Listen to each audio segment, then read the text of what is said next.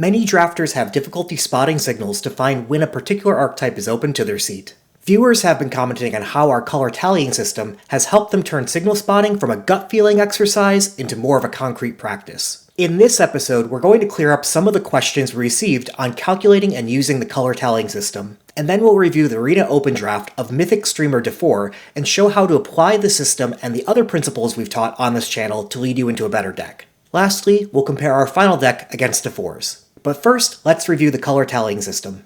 The goal of the color tallying system is to lead you into the colors most likely to be open to your seat as quickly as possible, leading to fewer wasted picks and more playable, early powerful picks. YouTuber Sirkovitz recently ran this analysis on the win rate of picks.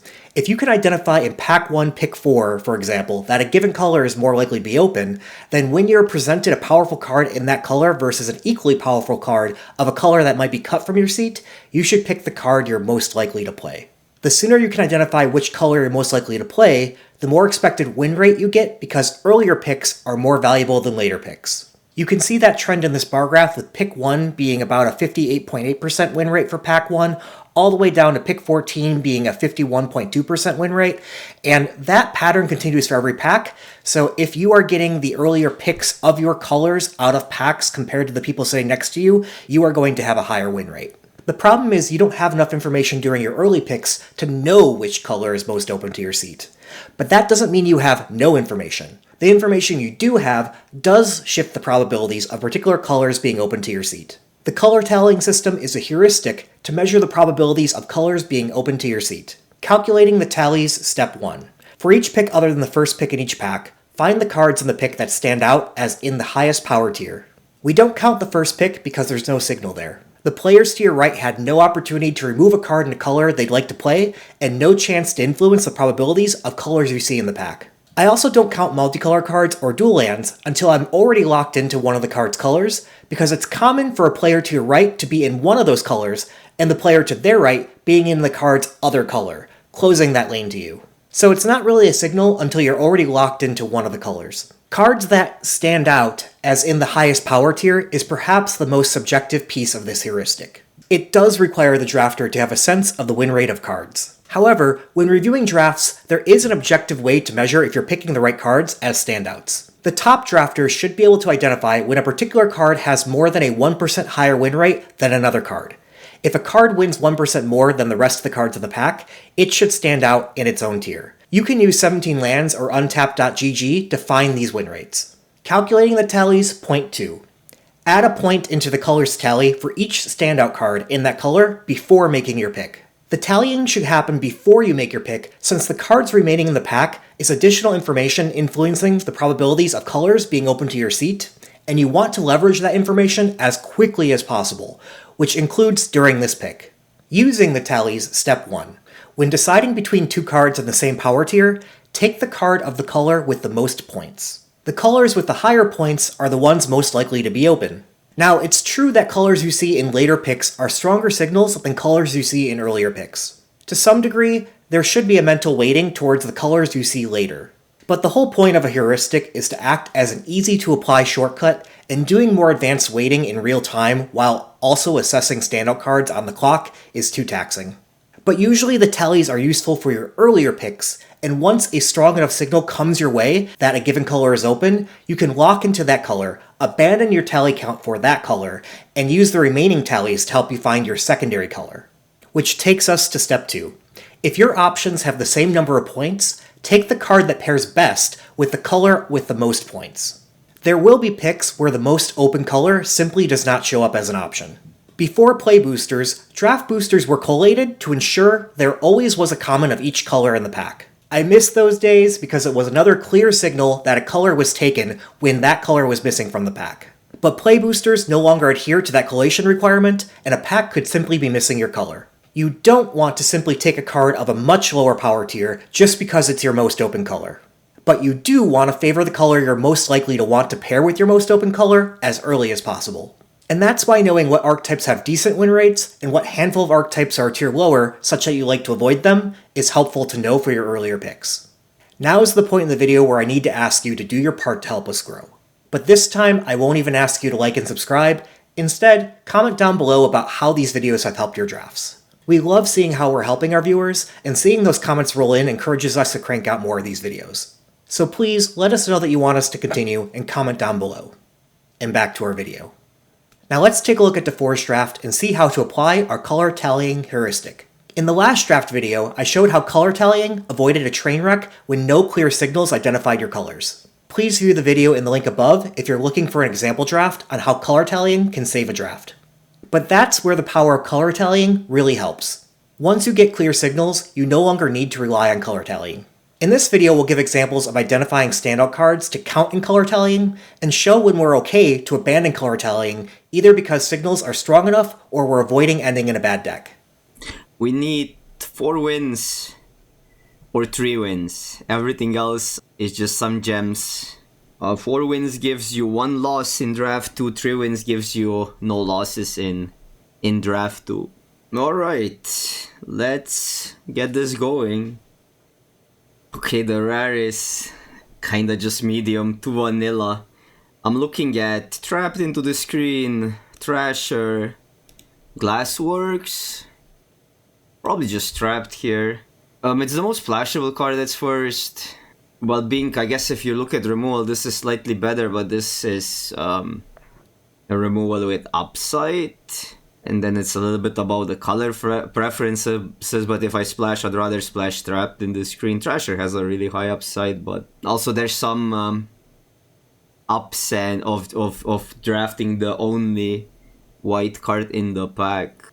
Dufour's analysis is spot on. It's a toss-up between Trapped in the Screen and Glassworks. At this stage in the format, there's only 2 decks I'm avoiding, white-black and white-green. Since I'll play every red deck and Glassworks is a top common in all of them, I'm taking Glassworks as the most open card. Here I'm easily going with Portcaller. I know Fear of Isolation could be something to take here. And then maybe, I mean, I'm not really locked into anything, but I can envision a blue-white deck. Fear of Isolation has some really neat combos. So I think this one is fairly close. Both are somewhat splashable. Hordecaller, more splashable I think than Fear. Yeah, I'll go Hordecaller. Standouts are Fear of Isolation, Razorkin Hordecaller, and threats around every corner. Using the principle of prevent train wreck drafts, we'll tally the colors of the best cards that get passed to us, and favor the cards in the highest tally colors. We'll tally those in the upper right hand corner, add 1 to blue, 1 to red, and 1 to green. I'm easily taking Razorkin Hordecaller and getting deeper into red based upon my first pick. There's nothing really good in red, nothing great in white. This card can be alright, but I don't want to take it that high, so I'm thinking Vengeance here or Emergence. I think I like Vengeance. I really am fond of red-black, even though I do realize that Emergence is one of the best green commons. Let's Play a Game could be a good sideboard card. I'm going Vengeance. I think this card is really important if you go red-black. Standout cards include Rootwise Survivor, Final Vengeance, Manifest Dread, and Monstrous Emergence. I'm taking a green card as my highest count. I actually like Manifest Dread and Monstrous Emergence more than Rootwise Survivor because the Survivor is a replaceable 5-drop. You really need a critical mass of cards that are 3 CMC and below, and once you get to 4 mana, you need to ask a lot more of your cards. Monstrous Emergence doesn't play great in decks with a ton of Manifest Dread, but Manifest Dread can unlock a lot of card draw and Delirium synergies. We'll take Manifest Dread. This is a huge speculation. Now I can take the possession, try to get into a red-black deck. However, there's a lot of decent green cards, not insane. I mean, Watchdog is okay, Cartographer is okay, Brain Shaper, although I think I like Watchdog more than Cartographer. I'll spec on this, I'll spec on possession. My only concern is that everybody picked up on how strong red is, and then red won't be open. Notable cards are Vengeful Possession, House Cartographer, and Wary Watchdog. Cartographer is decent when it survives, but your opponent never lets it survive. I like the Watchdog for its double surveil trigger, and I'm taking that. But I think it has by far the highest upside. Okay, so there's Rats now, which would just get us into red-black. I do like Exercise quite a lot. Meat Locker, Emergence. Also, there's a Saw. I actually quite like Saw in red black. But do I need rats first? Saw is an uncommon. Almost all of these cards are decent playables. Exercise is the best card in the pack, but Monstrous Emergence is in the same tier, with a win rate only 0.5% lower, and the rest are at least 1% lower in win rate than Exercise, so we won't count them. Let's add 1 to white and 1 to green. Identifying that Exercise and Monstrous Emergence are the standout cards is what takes experience and card evaluation skill. That said, you can try drafting with 17 lands up to help you acquire this intuition. Let's take Monstrous Emergence as the card in our highest color tally. Need rats first. Saw is an uncommon. I'm gonna take rat. And regretting it immediately because white is there. Could be white-black, some weird deck. White is there, definitely there. There's also like a sign of... It looks like red is cut if something. Okay, I'm taking Trapped into the screen here. Even though if we go white-black, I think Fear of Abduction is maybe better. I'm gonna take Trapped here still. Now you've gotten a clear signal. With both Fear of Abduction and Trapped in the screen available, I'm making white my primary color. Let's just continue counting the other colors. Glimmerburst and Tunnel Surveyor are the other standout cards. The other cards in the pack are playable but have a win rate at least a full percent lower. Knowing I'm white, I'm immediately thinking of what color pairs well with it. I already mentioned I'm avoiding white-black and white-green. It's unfortunate that green is our highest count, but then again, recency matters too. I'm looking to be white-blue until something tells me I should be white-red. I would consider white-green if it wasn't in the list of archetypes I'm looking to avoid. Note that list of archetypes changes over time as the format metagame develops. If white-green starts being underdrafted enough, I would consider moving into it. But here, we're taking Glimmerburst as the card and the color with the next highest count, and one I like to pair with white. If we go red-white, I'd much rather have Trapped into the screen. This can be good. Works with that, works with Possession. Otherwise, Cultist would be reasonable. I'm gonna spec on that. What about some white, black-blue splash trap, like Esper situation? Also doable. I'll take that. The only notable cards are Impossible Inferno and Slavering Bratch Snapper. With black being our lowest count color, I'm not considering the nuisance. I'm taking Impossible Inferno in case we turn out to be white-red. This card can be really strong. Land here. There's a Noxious Royal, doesn't do much. It would allow us to splash blue. I would probably play this. Oh, there's a Glimmer Bust as well. I think I'm going with a land here because we'll maybe need to splash if we go. We're getting into some weird territory. Here we have a Glimmerburst and a white-blue dual land. Given we already know white is open, I'm starting to feel real good about drafting blue. That said, we already have one Glimmerburst, and it's looking like we might be able to pick up several draw spells during this draft. I'm moving in on some fixing in this pick, and I'd actually take the Terramorphic Expanse, as it goes in any deck and also helps fix splashes. We're getting into some weird territory, but we do have good removal and all. So this could be okay. Something, I mean, this is interesting. Now we only have Vengeance that works with recording whenever you... when you next instant sorcery spell this turn, copy the spell. When you cast your next instant sorcery, you may choose new targets. So basically you would want to cast 2 spells to be worth it. Cheap spells are really good though. Decent blue cards. That's if I want to continue down the sack route. But I guess then I take Fear.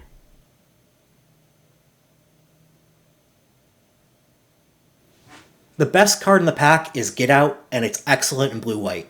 I'm now confident I'm targeting blue-white, and I'm abandoning my count. I think we passed one more Saw. We haven't passed another Fear of Lost Teeth. Okay, this is weird. I mean, not that like there was not much in the pack. That's why I'm saying this weird in red, but it's still weird because I'm still gonna take it. But We get an Underwater Tunnel. I don't get the feeling that red is there. But I mean, this would be kinda okay to go red-black sack, splash maybe Trapped into the screens. Otherwise, we're open maybe to black, like any of the 2 color pairs actually. Okay, and this was the only red card in the pack as well, which is... But these cards are just not great. I'm still gonna take it, I think. And a don't make a sound. The last couple of picks reiterate the fact that blue is open. Also just to cut the signal, but I don't get the feeling that red is there. It's weird because like everything also wheeled, but those cards could be that people just don't want those cards and we didn't get much past. I'll take a playable. Take Dazzling Theater for the gems. Even though we don't have rooms, so right now it doesn't look like a playable, but I'll play it if I have some rooms. Okay, Glassworks didn't wheel though. It's so weird, so we have that access to that. The rest of pack 1 doesn't matter, so I'll let this roll into pack 2. So also works with possession. I mean, it's a 2-drop. It's good to see those late. Okay, so what now? Could take the land and that makes our mana. The pack is really rough. Like, it's a bad pack. This is okay. How could we make that better? I think I'm actually on a land here. It's a bad pack. The only pick I see here is Terramorphic Expanse, but I'm happy to pick it up. There's an enchantment land, but I think we need to start picking some quality. Finisher. Grab the price would work with the recording, but I don't want to take it that high. This would also, but we have so many good removes. It would work with the recording though. I'm taking the finisher. I'm looking at 4 cards: Orphans of the Wheat, Friendly Ghost, Seized from Slumber, and Twist Reality.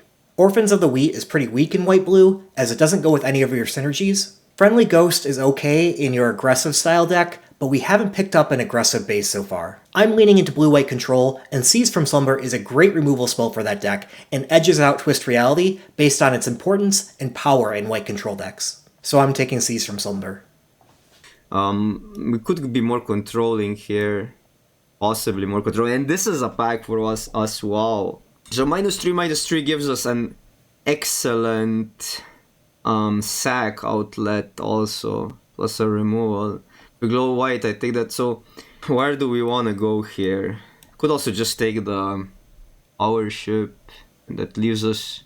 I mean, now that I took the mutilator, I kind of just want to take the nowhere to run, a cheap removal, something to do early. We get an easy unidentified hover ship. Just take the rats, or this is reasonable. I mean, murder would make this better, but the thing is we just picked so many removal spells already.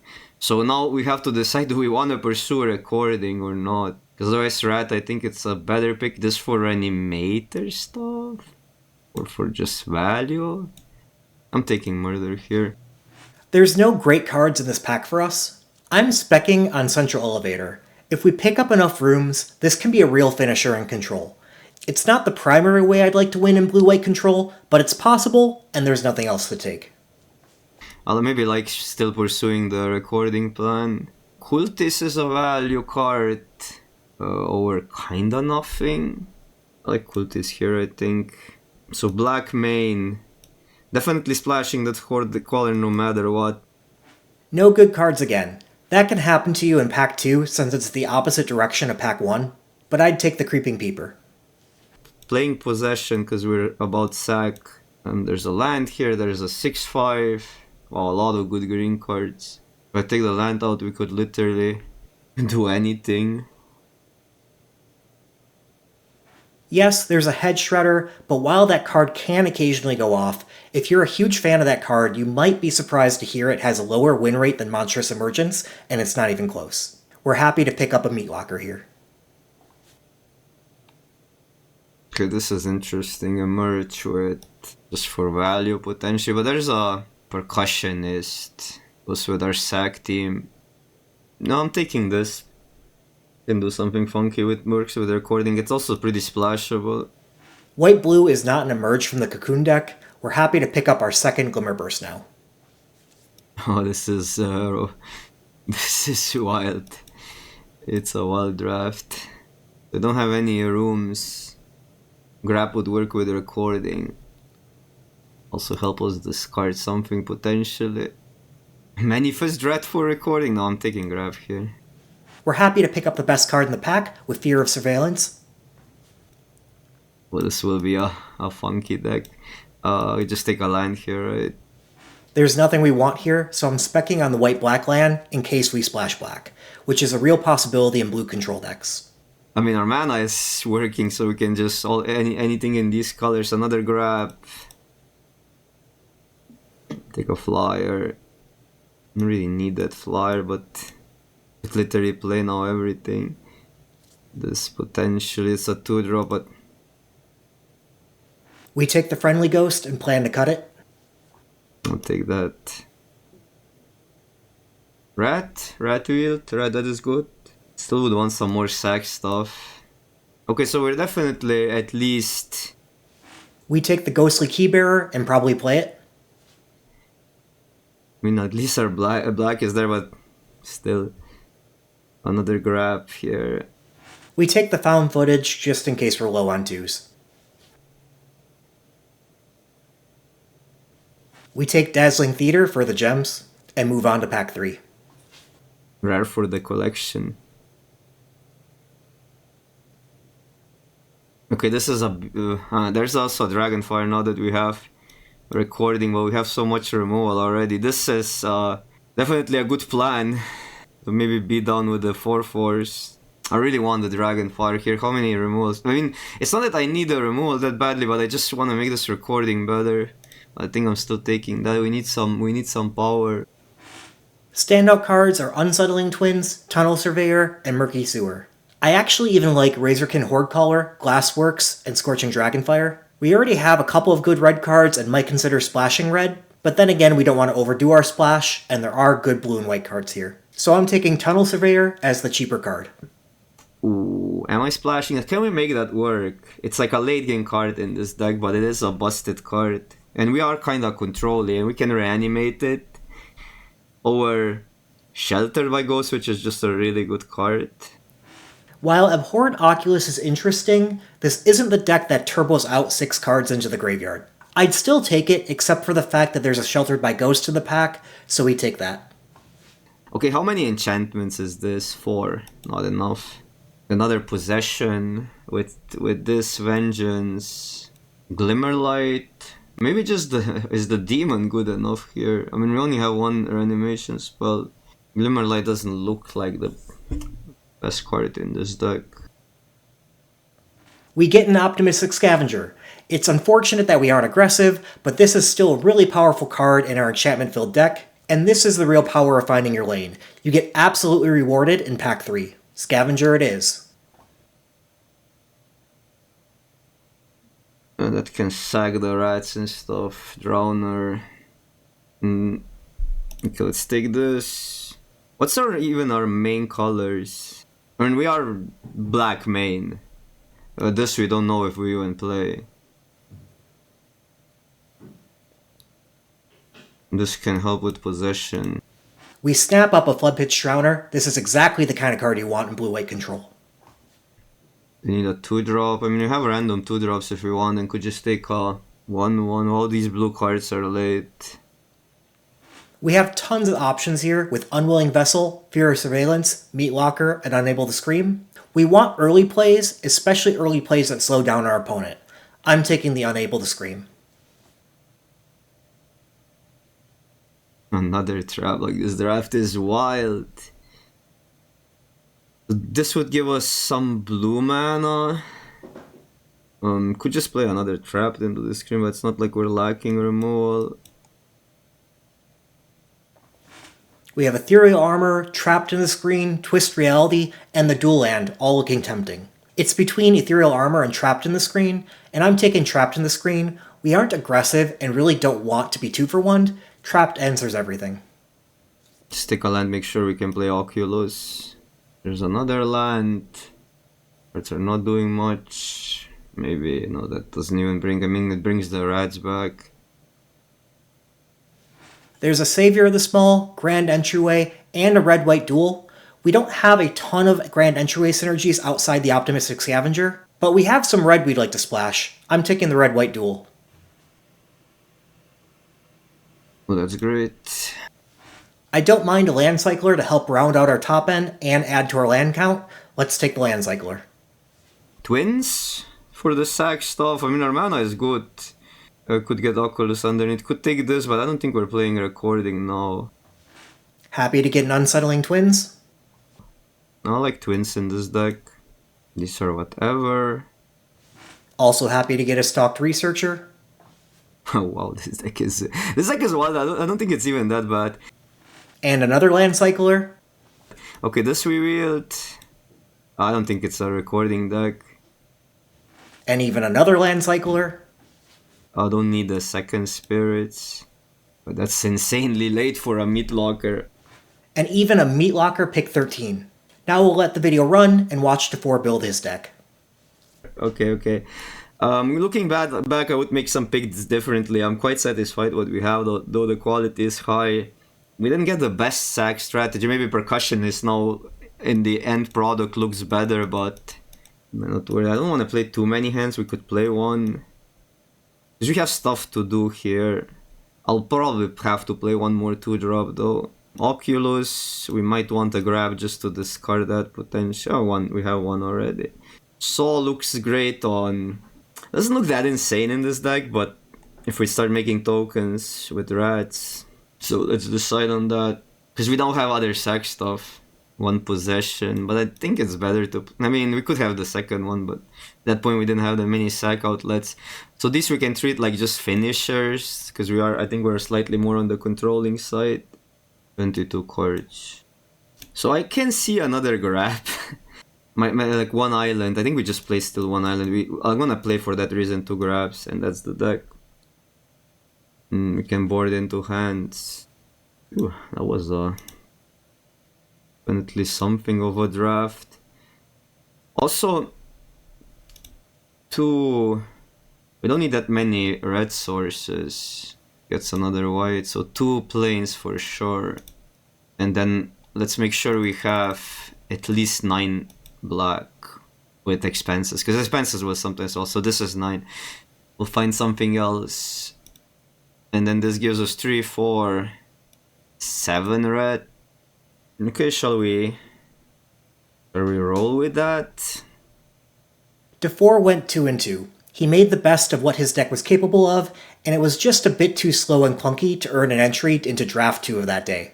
Our deck's a blue-white control deck, which may look a little unfamiliar to those of you who are only used to seeing blue-white tempo aggro, but blue can play control quite well when paired with any other color. Blue is really good at drawing cards with Glimmerburst and Drowned Diner, and then out-resourcing your opponent for the win. Let's take a look at our deck. And here's what our deck looks like. We have a ton of defensive early plays from turn 1 to 3. We also then have a slew of mid-game removal. We have our mid to late game card draw, and a good amount of top end to follow that as well. We're blue-white based, splashing red. We have 9 blue sources, 8 white sources, although you can almost count 10 with our land cyclers, and 5 red sources. This looks similar to what a lot of my blue-white winning control decks look like. I hope you got a better understanding of how to calculate and apply color tallies, as well as listen to signals and let the principles of our other videos guide you to drafting a winning deck. The format is pivoting such that the aggro decks that performed so well in weeks 1 to 3 are starting to become overdrafted, and the control decks are more open. So I think in the next episode, we'll discuss how to draft the control decks in Duskmourn. See you then!